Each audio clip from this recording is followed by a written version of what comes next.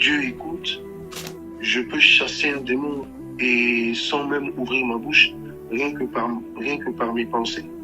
Je peux vaincre un occultiste, par exemple, dans un train, dans un bus, rien que par mes pensées. Parce que c'est ça qu'on verra, même la puissance même de la prière, mais cette puissance, elle doit d'abord produire quelque chose en nous, le fait de beaucoup traîner dans la présence de Dieu. Donc, c'est un dialogue, comme on avait dit. Un dialogue, c'est important, un entretien entre deux ou plusieurs personnes. Aussi, il faut prendre un langage vraiment, on a parlé de conversation. Une conversation. Et ça, c'est quelque chose de très, très, très important. Quand tu te dis ça, tu comprends par là que tu sois à la maison, que tu sois n'importe où, dans la voiture, dans le train, dans le tram, tu n'attends pas que j'aille à l'église pour aller prier. Même là où tu es, on a compris que la prière, c'est quelque chose d'important, c'est un dialogue où tu t'écoutes. Voilà, un dialogue où tu parles à ton Dieu et Dieu t'écoute.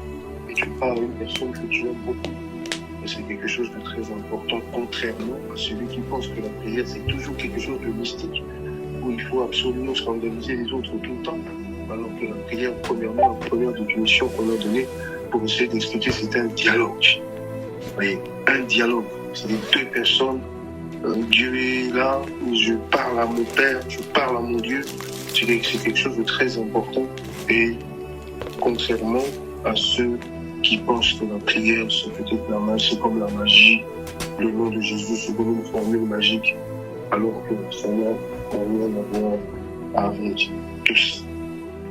Donc,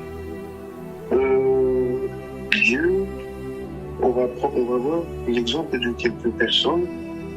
Ça, c'est très important pour comprendre un peu et faire un distinguo entre la prière et le murmure.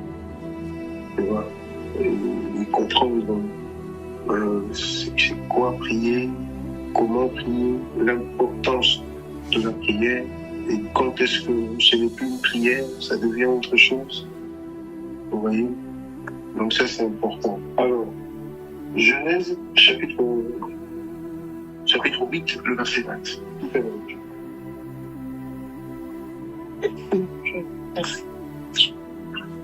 Genèse, chapitre 8, verset 25. C'est ça? Verset 20. Verset 20. Ouais, Genèse 8, 20.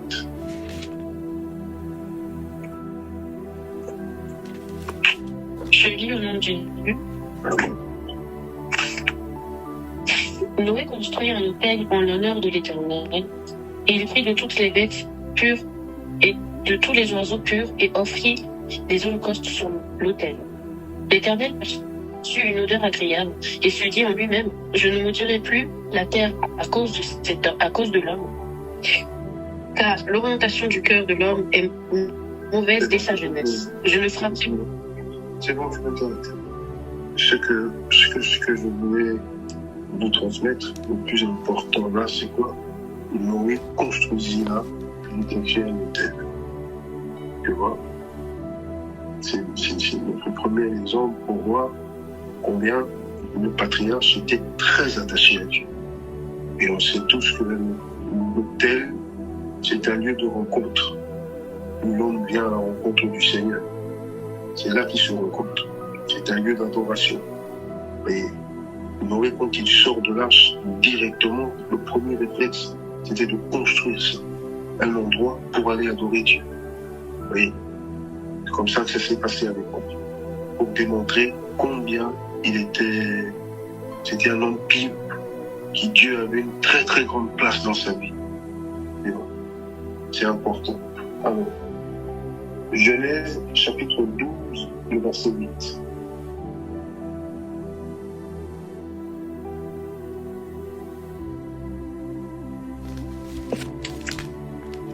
Je lis au nom de Jésus. Pardon. Il partit de là vers la région montagneuse qui se trouve à l'est de Bethel, et il dressa ses tentes. Bethel était à l'ouest de Haïm, à l'est. Là, il construisit un autel en l'honneur de l'Éternel, et fit appel au nom de l'Éternel. Puis Abraham continua par Tu peux t'arrêter. C'est bon. Juste le verset 8. Alors, tu entends la même chose avec Abraham. Le premier, c'était Noé. Le deuxième, c'est Abraham. Regardez la place que Dieu avait dans leur vie. Abraham aussi, ça c'est juste après quand Dieu lui demande de partir, de tout abandonner, de tout lâcher. Donc quand il est parti, il a fait confiance à cette voie-là. Il est parti, et quand il arrive à la première étape, qu'est-ce qu'il va faire lui aussi? Il va construire lui aussi cet autel. Il est écrit en l'honneur de l'Éternel. Il dressa d'abord ses tentes et il va construire un endroit, il va aménager un endroit où il se retirait pour aller prier. Alors comme Abraham était un nomade, comme Noé aussi, c'est comme c'était des nomades, c'est-à-dire des voyageurs étrangers sur la terre. Ils n'avaient pas, tu vois, c'était pas des gens qui habitaient dans un endroit fixe avant de conquérir la terre promise 4 siècles après. Ils bougeaient. Ils n'étaient pas c'est des gens qui bougeaient. Oui. Et à chaque fois qu'ils bougeaient, ils démontaient leur tente, tout ça. Ils prenaient aussi le temps de démonter l'autel. Et partout où il partait, il emmenait son autel avec lui. C'était son lieu. C'était son lieu, comme il est écrit dans la parole de Dieu. Un lieu de communion, un lieu de rencontre, un lieu comme ça. C'est là-bas qu'il allait à chaque fois, partout où il dressait ses tentes, il y avait toujours un endroit qu'ils avaient mis à part pour aller honorer Dieu, parce qu'il avait en l'honneur de l'Éternel. Vous voyez? Donc, ce n'est plus une question de lieu, comme on avait dit. Ils emmenaient le tabernacle partout, ils emmenaient cela partout. Et aujourd'hui, cela se trouve dans nos cœurs, c'est très important. Et Dieu est avec nous partout, et c'est ça même, la force même de la communion que nous avons avec Dieu, c'est que à force de faire ça, de comprendre, d'enlever le côté formaliste en nous. Le formalisme, c'est-à-dire le cœur et l'esprit n'y est pas du tout. Tout ça, ça ne sort que par la bouche. Oui. Et ça, c'est très important de faire un distinguo entre ce genre de chrétiens qui n'emmènent pas Dieu partout. Pour eux, Dieu reste dimanche à l'église. Quand ils sortent de là, c'est autre chose, c'est autre réalité. Dieu est resté dans la salle, ainsi de suite. Souligne-le, que la prière commence d'abord par te changer toi. Et on verra la deuxième dimension de la prière qui tourne autour du combat, autour des prières de déclaration. Là, c'est quand on verra les sortes de prières. Mais la prière qui est une conversation avec Dieu, la prière qui est un entretien avec le Seigneur, c'est une prière qui fait qu'à force de traîner dans sa présence, ça ne peut qu'influencer ton cœur. Le contraire de celui qui est attaché juste aux formes. Quand le cœur n'y est pas, quand l'esprit n'y est pas, tout ce que je dis vient de ma tête et de ma bouche. Mais quand cela vient du cœur, si quelque part le cœur a été touché, et quand le cœur a été touché, c'est la nature de Dieu qu'on commence à développer sans forcer. Oui, c'est un mystère. Alors, c'est important, bien aimé dans le Seigneur, de faire un distinguo entre murmurer et prier. Oui. Et comment entrer en contact avec Dieu? Quand tu essayes de faire un peu un examen autour de toi, d'observer, très souvent dans notre monde de chrétiens, surtout d'aujourd'hui, on est plus spécialisé dans la prière des combats spirituels. Ces gens-là peuvent te sortir des choses terribles. Ils peuvent t'inventer des choses et te parler des démons les plus je ne sais quoi. Mais ils sont incapables de nous révéler Dieu, leur intimité avec le Seigneur. Oui, parce que c'est une question de cœur. Gloire soit rendue. Tout se passe dans le cœur. Oui. Ça va faire une différence entre murmurer qui n'est pas une prière, il priait. Et on va voir un petit peu la différence entre les deux. C'est très très important. Alors, Matthieu, chapitre 15, écrivez 7 à 11. Et après, on va sauter Matthieu, chapitre 15, 18 à 20. On y va. Pasteur, c'est quoi le premier verset, s'il te plaît?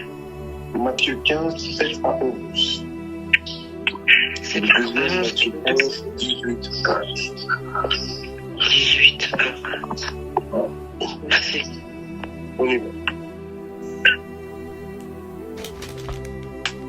Je le lis le nom de Jésus. Amen.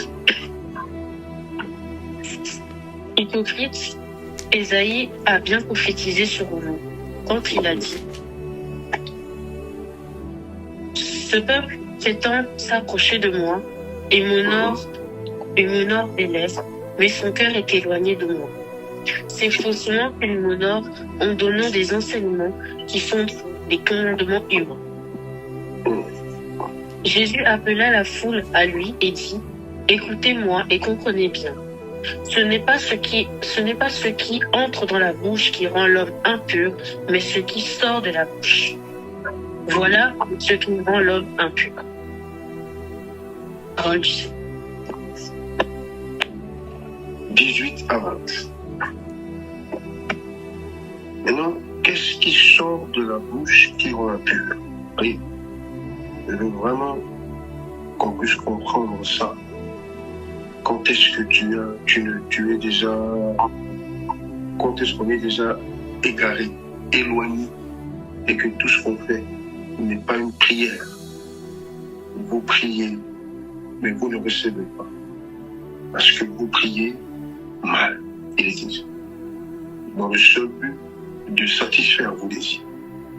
C'est comme si le nom de Jésus était tout simplement une formule magique. On utilise ça que pour des circonstances et surtout satisfaire nos désirs, nos fantasmes. Et quand ce n'est pas fait, ça produit autre chose.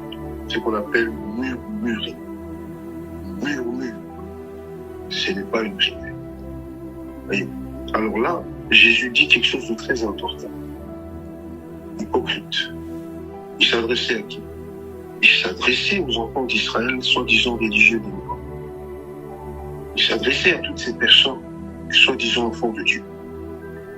Ils sont là, très attachés aux formes, tu vois, des formalistes à l'état pur, comme on dit en français, pur jus.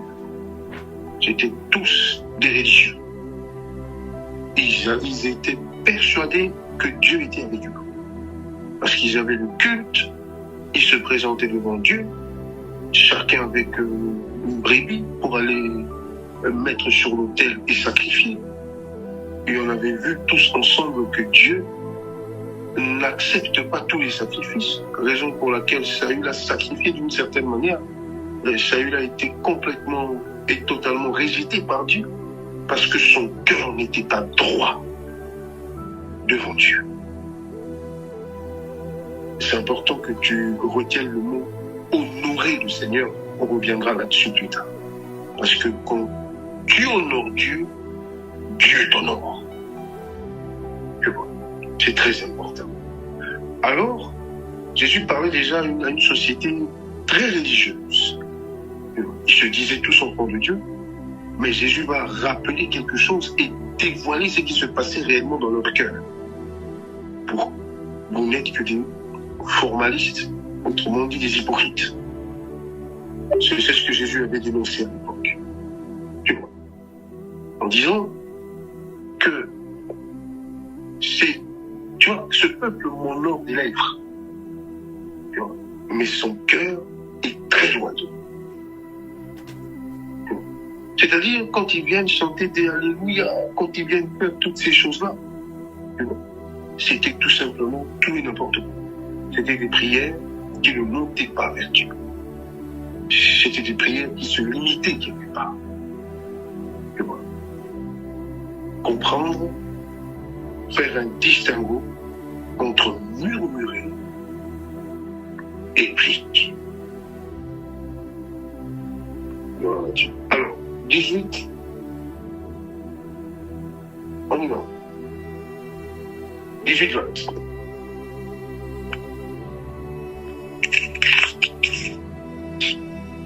Je lis au nom de Jésus. En effet, là où 2 ou 3 sont rassemblés en mon nom, je suis au milieu d'eux. Alors Pierre s'approcha de Jésus et lui dit, Seigneur, combien de fois pardonnerai-je à mon frère? Matthieu 15, 18, 20. Pardon.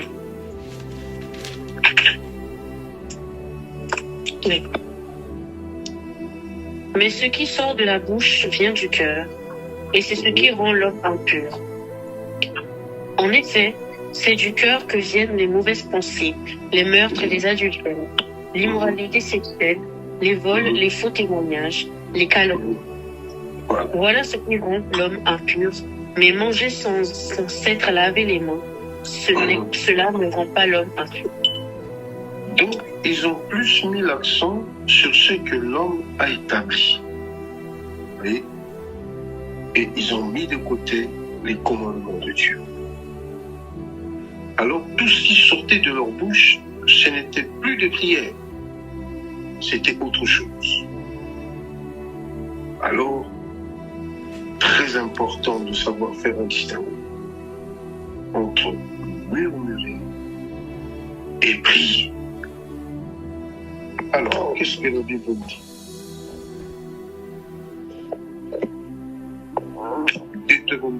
Nombre, chapitre 11.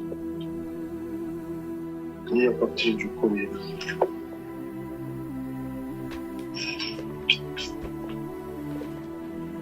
Deutéronome, chapitre 15. Nombre, pardon, chapitre 11. 1 à 3.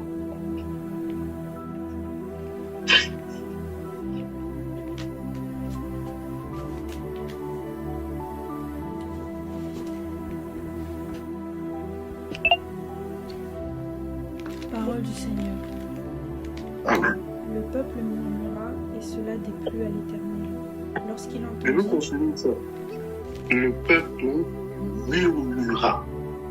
Tu vois, c'est le mot murmure qu'on va essayer de définir ensemble.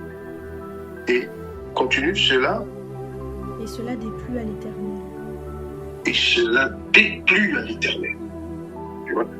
Donc, on voit directement que murmurer, ce n'est pas une prière, mais c'est quelque chose qui ne plaît pas à notre Dieu.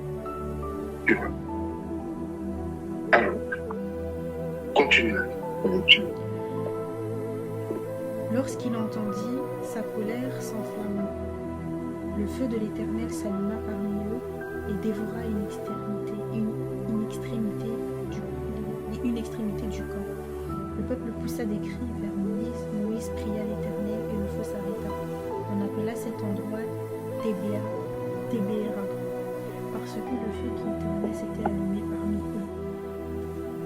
Voilà. Ce jour-là, Dieu avait lancé un message clair à ses enfants. Et aux enfants d'Israël, tout le peuple. Vous savez comment ça se passe, comment ça s'est passé. La collaboration entre Dieu et les enfants d'Israël, c'est quelque chose qui n'a pas marché. La preuve, ils ont erré pendant 40 ans, jusqu'à ce que personne n'a réussi à atteindre Canaan. Parce que ce peuple, Dieu a dit, c'est un peuple au cou raide.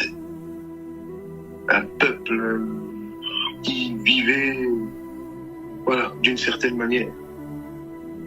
Au lieu de prier, de dialoguer avec une personne, ils préfèrent murmurer. Parce que si tu n'es pas en bon terme avec une personne, s'il faut prendre un exemple, très souvent, quand un débat s'installe, eh ben, ce n'est plus un débat d'idées, ça devient un débat de sourds. L'autre qui parle, personne ne veut rester calme, humble pour essayer d'écouter l'autre. Tout le monde veut avoir raison. L'orgueil s'installe. Et ben, tu sens que ce n'est plus un débat d'idées où chacun peut dire un certain nombre de choses pour aider l'autre ou même pour essayer de régler la situation. C'est comme on dit en français, c'est du choc des idées que jaillit la lumière. Lorsque vous êtes en train de parler un débat constructif, c'est quelque chose qui ne peut que produire. Même dans un pays, lorsque vous êtes dans un pays et qu'il y a des partis politiques qui s'affrontent, eh ben, ceux-ci sont de gauche, ceux-là sont de droite. Quand ils doivent se mettre autour d'une table pour négocier, pour gouverner ensemble, eh ben, très souvent, comme ici en Belgique, c'est un pays un peu compliqué. Si je donne cet exemple pour vraiment nous faire comprendre le dialogue et le murmure et quand on verra les sortes de prières pour nous aider vraiment à comprendre et que Dieu, franchement, nous préserve de ce genre de choses. Ce sont des choses qui arrivent quotidiennement, mais c'est par l'ignorance que des fois on n'arrive pas à voilà, quand on ne sait pas, on avait vu ça ensemble, mon peuple périt faute de connaissance. Alors, il y a certaines choses qui sortent de la bouche d'un enfant de Dieu, comme on vient de voir de l'autre côté. C'était le problème des enfants d'Israël. Dans Matthieu chapitre 15, Jésus dénonce un peu ces genres de choses. Il dit, parfois, ce que vous dites, parfois, ce qui sort de votre bouche, ce sont des choses qui ne passent pas inaperçues. Car Jésus a dit, voilà ce qui souille l'homme. Tu vois, ce qui sort de sa bouche parce que ça vient de son cœur. Mais dans notre monde d'aujourd'hui, nous, on nous a seulement fait comprendre que quand tu tombes dans l'impudicité, c'est ça être souillé. Alors que c'est pas que ça. C'est pas que ça. Jésus-Christ dit un certain nombre de choses, justement pour démontrer à ces hommes-là religieux que tout le monde blanchit sa surface, mais en vérité, il y a certaines choses qui sortent de votre bouche, vous ne savez pas que ces choses-là, ça peut aussi vous souiller. Tu vois, il a cité un certain nombre de choses. L'adultère, les calomnies, les ceci, cela. Et ce sont des choses comme ça que tu sens qu'un enfant de Dieu peut s'attirer la colère, s'attirer des lourdeurs, s'attirer beaucoup de choses juste par manque de connaissances. Tu vois, par manque de discipline.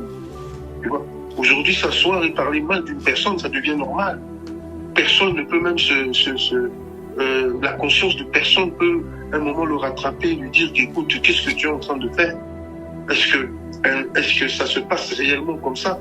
C'est quoi la vie de la parole de Dieu? Donc vous comprenez que le simple fait de dire certaines choses qui sortent de ma bouche, je ne sais pas que spirituellement je me suis déjà souillé parce que j'ai tout simplement dit quelque chose qui ne fallait pas. Quelque chose est sorti de ma bouche n'importe comment.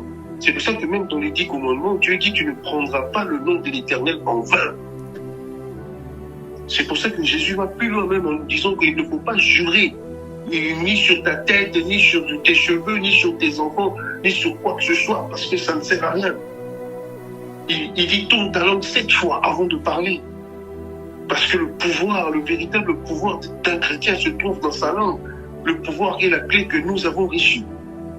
C'est cette même langue-là, cette même bouche-là que Dieu utilise parce que c'est par la parole que Dieu a créé l'humanité.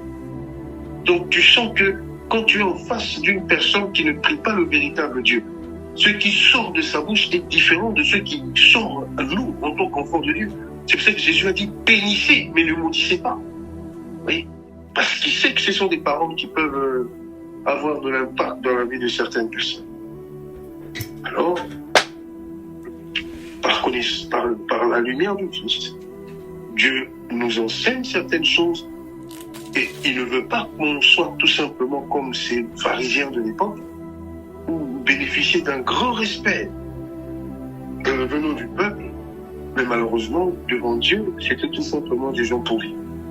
Mais devant le peuple, c'était des gens honorables, il fallait faire très attention quand il s'agissait des pharisiens, ils bénéficiaient d'un respect total. Mais en vérité, c'était tout simplement devant Dieu. Jésus va utiliser même un langage dur. Il dit ce sont des tombeaux blanchis. Vous imaginez? Je parle de tombes parce qu'on peut avoir un mausolée, mais ce sont des tombes. Donc, Dialoguer avec une personne, c'est différent lorsque vous êtes en froid, lorsque vous êtes, voilà, désaccord. L'autre qui parle, un dialogue de sourds s'installe et plus personne ne veut écouter l'autre. Non, je ne peux pas t'écouter, patati, patata. Hein?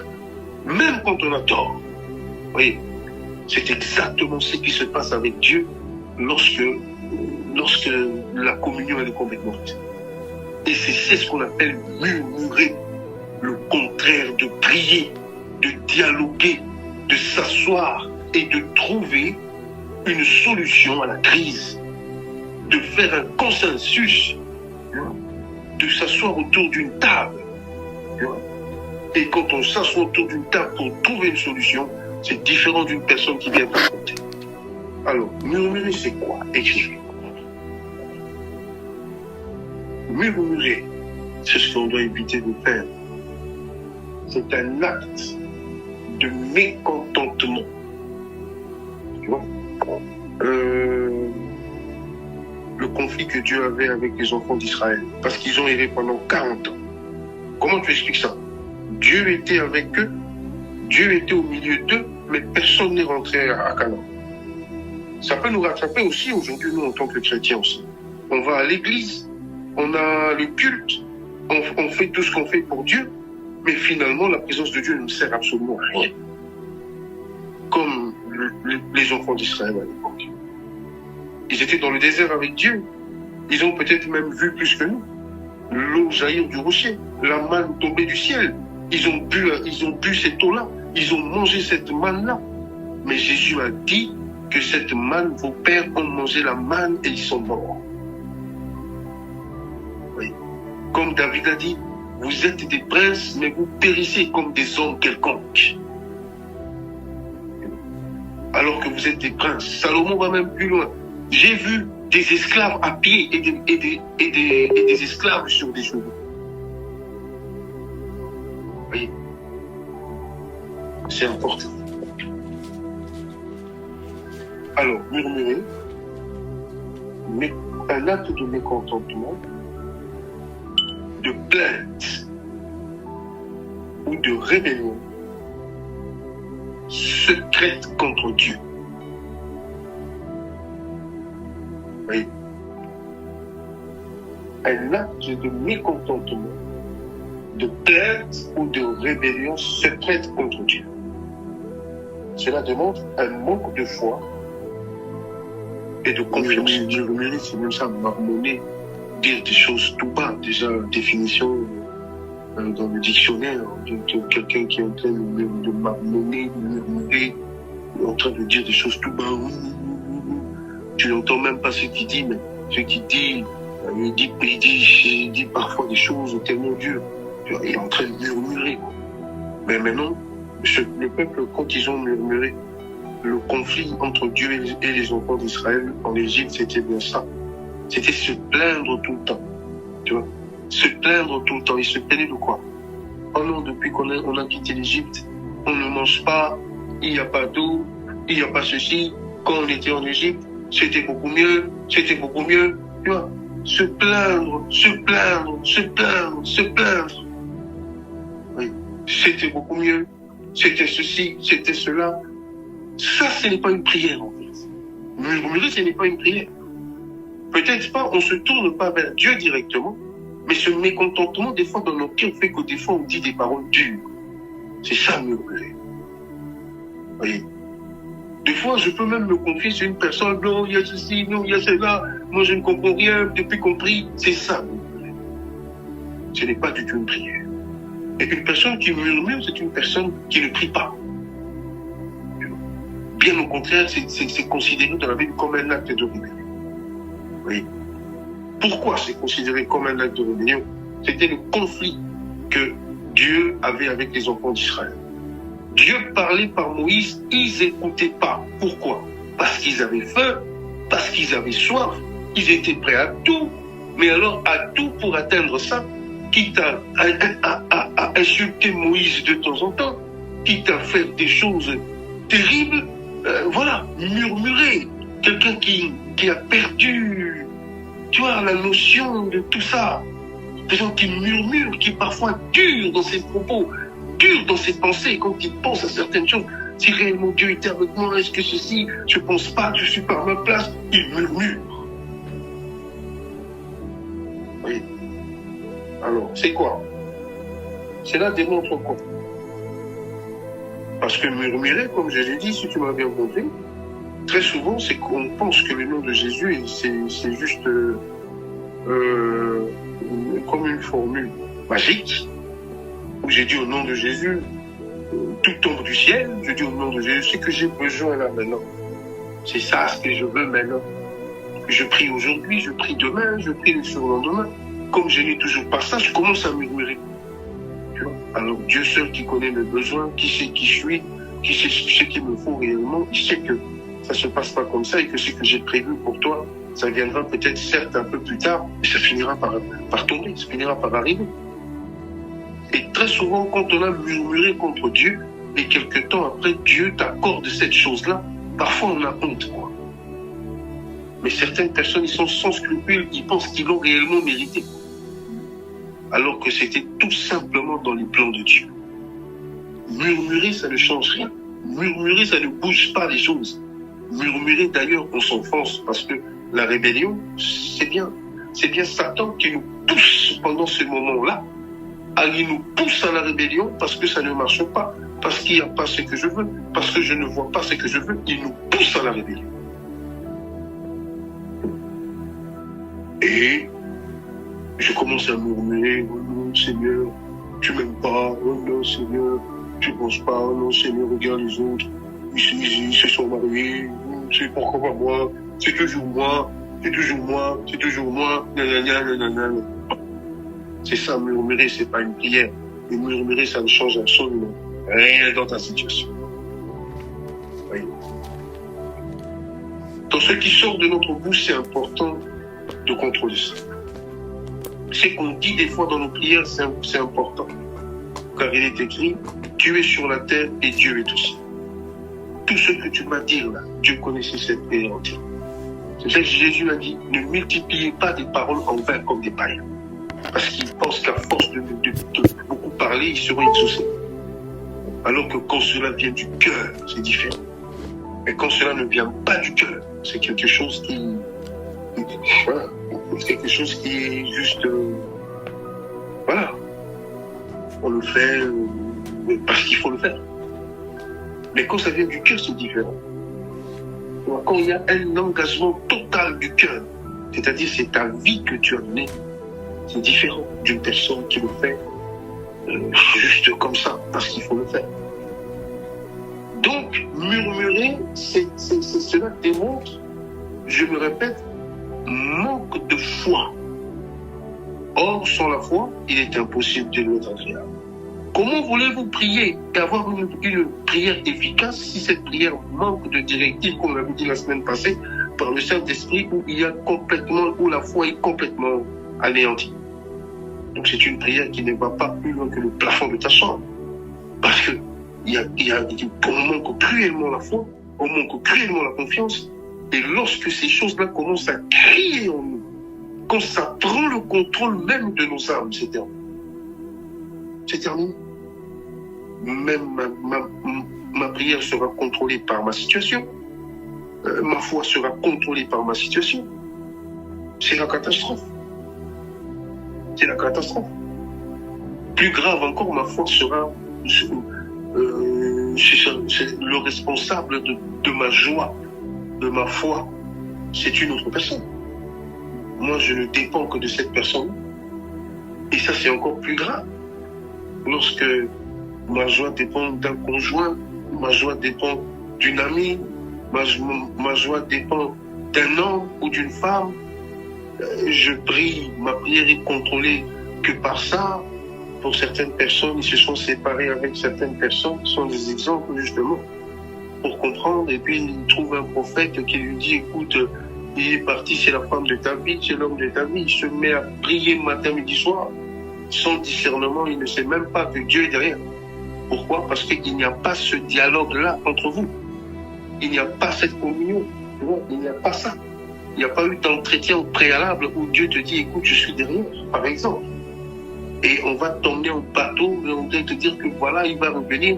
Et puis finalement, ma joie, et voilà ma joie, je capte ma joie à cet événement-là futur, en disant que Dieu va m'exaucer, Dieu il va revenir, il va... Alors que finalement, il ne revient jamais. Ou elle ne revient jamais. Et plus grave encore, on me dit qu'il s'est engagé avec une autre personne, il s'est même marié. Alors si ma joie dépendait de cette personne-là, même cette prière-là, c'était une aberration. Parce que finalement, elle ne peut pas produire quelque chose de puissant dans ma vie. Parce que ma vie, mon espérance, tout ça, c'est entre les mains d'une autre personne. Tu vois. J'ai mis ça entre les mains d'une autre personne. Alors que tout cela doit être entre les mains de Dieu. C'est encore un exemple pour voir comment on peut prier, mais dans l'erreur. Vous voyez? Encore une raison comment on peut prier contrôler. Ou quand la situation commence à contrôler. Tu vois, mon cœur, ma vie, tout ça, eh ben, ça devient compliqué. Ce n'est plus la prière, mais c'est très souvent, on commence à murmurer. Mais on ne prie plus. Les enfants d'Israël, ils avaient besoin de manger. Et quand on leur donnait pas à manger, ils étaient prêts à tout, mais absolument tout, pour obtenir cela. Et finalement, ils n'écoutaient plus Dieu. Ils écoutaient que leur désir. Ils n'écoutaient plus Dieu. Et le dialogue, il n'y avait plus de dialogue entre eux. Un dialogue de sourds. Et finalement, ils se sont comportés comme ça pendant 40 ans dans le désert. Et malheureusement, personne n'a vu Canaan. Pourquoi? Parce que murmurer, ce n'est pas prier. Retiens ça. Murmurer, c'est le contraire de la prière. Quand ça ne va pas, il faut éviter de charger et d'accuser Dieu. Même si tu ne le fais pas directement, mais indirectement, des fois, nous tous, on a pointé Dieu du doigt. Mais Seigneur, alors que ce n'est pas lui le responsable. Quand on essaye de comprendre, quand on essaye de s'asseoir et de dialoguer avec lui, tu vas sentir que lui ne veut qu'une seule chose, te rassurer. Il ne veut qu'une seule chose, que tu comprennes qu'il ne fonctionne pas comme toi. Il ne veut pas se rabaisser jusqu'à répondre parfois à nos caprices. Il veut bien au contraire que nous, on puisse lui faire confiance. C'est de prier, mais non pas de murmurer. Vous voyez. Prier, c'est important. C'est un dialogue, c'est important. Tu parles à quelqu'un que tu aimes.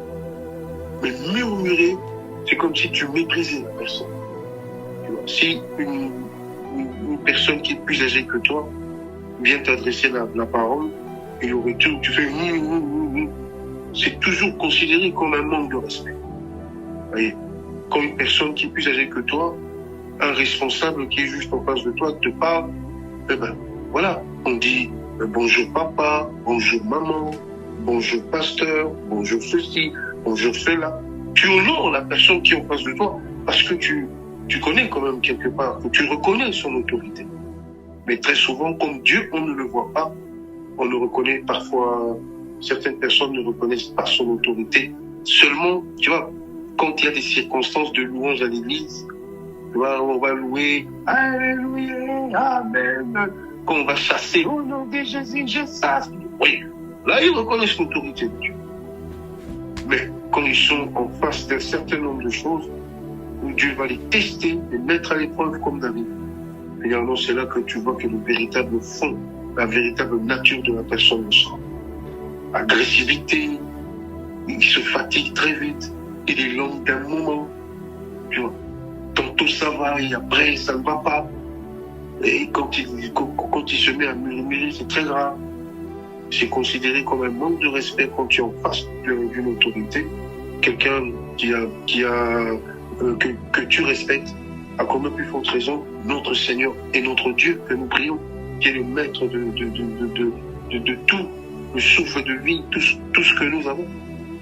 Donc, il faut savoir faire un distinguo entre prier et murmurer. Et je ne te conseille pas d'avoir l'habitude de souvent murmurer. Quand ça ne va pas, tu te braques, tu te fâches, tu ne pries pas, tu préfères murmurer, parler. Et on ne parle pas directement à Dieu. Très souvent, on parle indirectement à Dieu. On peut se confier chez un ami. Non, vous voyez, moi, je suis fatigué, je ne pense pas que c'est vrai, tout ça pour moi. même murmurer. On a vu dans Nombre chapitre 11, c'est quelque chose que Dieu n'aime pas. C'est le contraire de la confiance, c'est le contraire de la foi. Et une telle prière est une prière qui ne va nulle part. Il ne faut même pas appeler ça prière parce que ce n'est pas une prière. C'est important. Et ce qu'on dit à Dieu, cela doit honorer notre Seigneur. Genèse.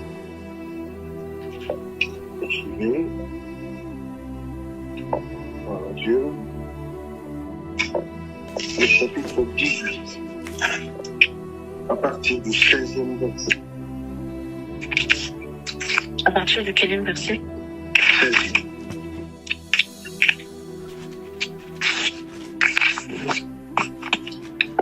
À partir de quel verset, pasteur? 16. Je lis au nom de Jésus. Amen. Ces hommes se levèrent pour partir en se dirigeant du côté de Sodome.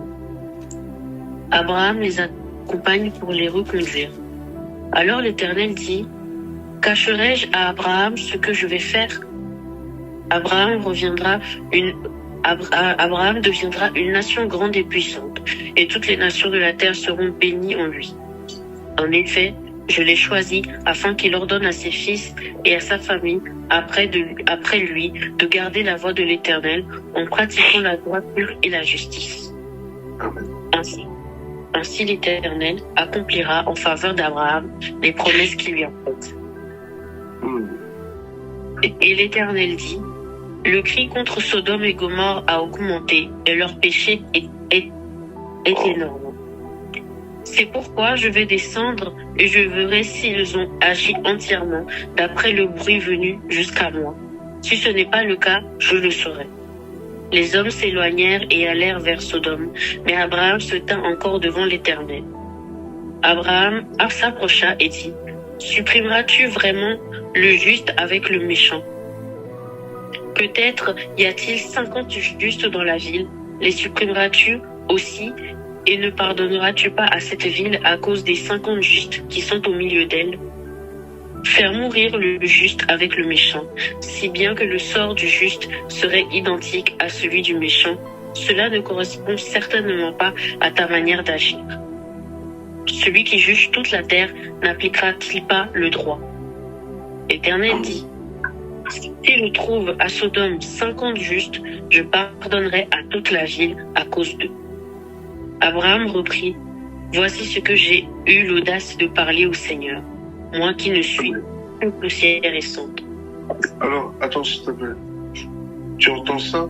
Je veux que tu suives bien la lecture et regarde Abraham qu'on disait ami de Dieu. Ça, c'est l'intercession d'Abraham. Il entend une nouvelle terrible.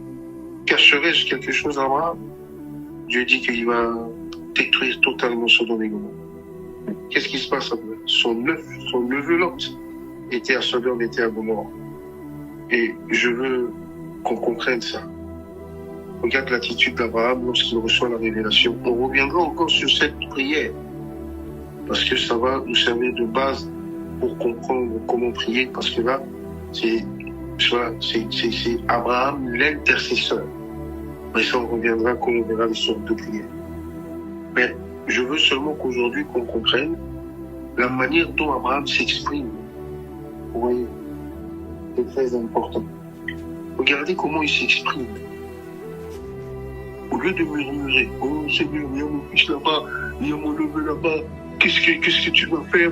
Mais non Seigneur, si vraiment tu m'aimais, comme tu l'as dit, tu ne penses pas du tout que tu peux permettre des choses comme ça. Mon Seigneur, c'est injuste, tout ça, qu'est-ce que j'ai fait pour mériter ça? » Non, il n'est pas allé dans ce sentier-là. Alléluia. Mais regardez l'attitude d'Abraham face au Seigneur. Alors qu'on dit qu'Abraham, c'est l'ami de Dieu. Regardez comment Abraham s'adresse à Dieu. Donc, c'est ça ce que tu comprennes, que c'est un dialogue. Parce que quand quelque chose s'installe, il y a un désaccord entre deux personnes, vous n'allez plus, vous allez tomber d'accord sur rien du tout. Comme deux partis politiques qui veulent gouverner. S'ils ne sont pas de la même obédience, Nous sommes d'accord sur rien. Mais regarde comment Abraham s'adresse à Dieu. Ça, c'est un exemple puissant, j'aime ça. Honorer Dieu. Le respect qu'il a pour Dieu pendant qu'il intercédait pour son obéissance. Voici. Dieu. Abraham dit, voici que j'ai eu l'audace de parler au Seigneur. Peut-être s'y trouvera-t-il 20 justes. L'Éternel dit, je ne la détruirai pas à cause de ses 20.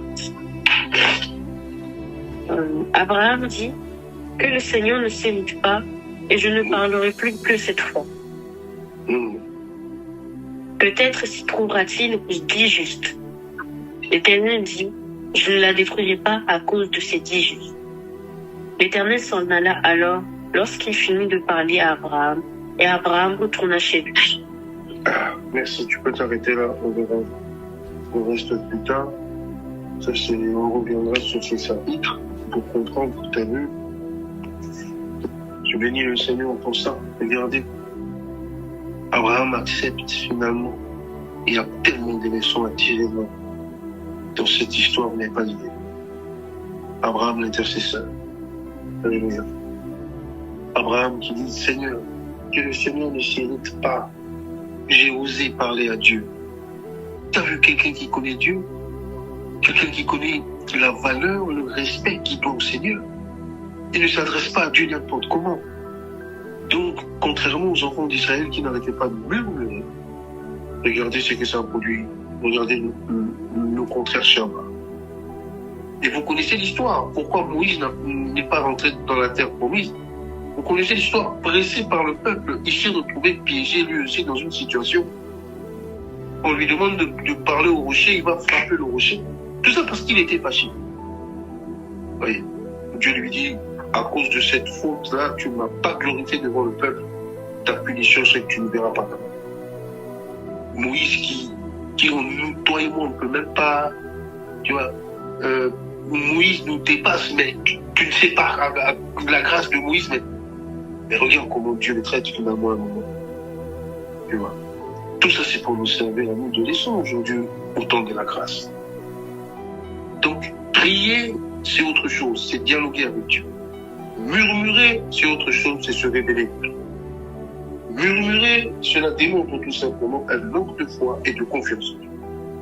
Mais prier, cela prouve que je connais mon Dieu, j'ai foi en lui, j'ai confiance en lui. Être triste, c'est humain, ça peut arriver. Tout le monde, même moi qui te parle, ça arrive que je sois triste. Mais on s'appuie toujours sur la parole de Dieu, sur la présence du Seigneur, qui ne peut que produire ces bonnes choses-là en nous. C'est pareil pour tout le monde. La présence divine de Dieu. C'est ce que cela produit. Et quand Jésus grandit en nous, on apprend à le respecter, on apprend à l'honorer, on apprend à parler, à dialoguer avec lui, on apprend à l'écouter, on apprend à l'obéir, on apprend à lui faire confiance. Tout ça, c'est dans la prière. Contrairement à celui qui fait sortir tout et n'importe quoi de sa bouche. Donc vous avez vu comment ça se passe, parce que tout ce qu'il dit, ça peut se retourner contre lui et le souiller contre lui. Après, il n'arrive plus à prier, il pense qu'il a été attaqué par les sorciers. Non, il s'est attaqué lui-même par rapport au blabla qui peut sortir de la bouche d'une personne. Il est lui-même son propre fossoyeur, il est lui-même son propre ennemi. Oui. Donc ne ressemble pas aux pharisiens où ils allaient aussi à l'église comme nous aujourd'hui. Ils sacrifiaient des bêtes comme nous aujourd'hui, mais ça se limitait là, comme ça. Mais Dieu regarde le cœur et c'est la prière qui va transformer le cœur. Et c'est la prière qui est ce dialogue et qui attire la présence et la grâce de Dieu sur nous. C'est différent d'une personne qui murmure. Il s'expose à beaucoup de choses.